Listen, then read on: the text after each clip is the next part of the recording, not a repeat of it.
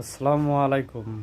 আমাদের দেশে কি এখনো আইন আছে? বাংলাদেশে যে রকম আর আইন, আমাদের বাংলাদেশে তো মনে হয় না আইন আছে। ঠিক আছে, তাহলে আমরা বিচার চাবো কার কাছে? কোনো আদালত নাই, পুলিশ নাই, ম্যাজিস্ট্রেট নাই। তো এগুলো তো হলো ভুয়া, সব ভুয়া। এগুলো ভুয়া না। এই যে ধর্ষণ হতিছে, এর কোনো বিচার নাই। তারপরে খুন হতিছে, এর কোনো বিচার নাই। এগুলা কিসের আইন, কিসের মন্ত্রী? আমাদের দেশে মন্ত্রীও দরকার নেই, সরকারেরও দরকার নেই। যাই যেভাবে পাঠিয়েছেন এইভাবে করি খাও।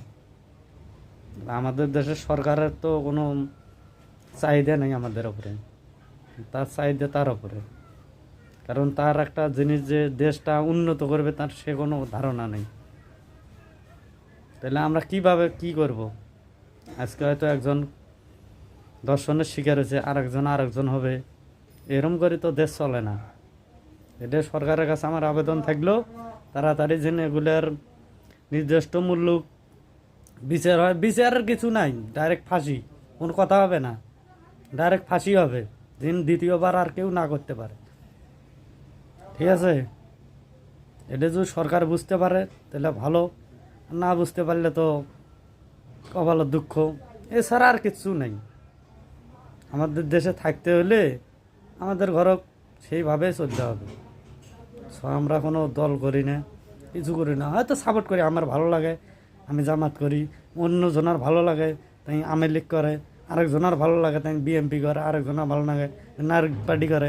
এ নিয়ে পার্টির সাথে আমাদের কোনো মারামারির প্রয়োজন নেই। আমার কথা, আমি ভাই, আরেকজন তাইও আমার ভাই, তাই অন্য দল করতে পারে, সমস্যা নেই।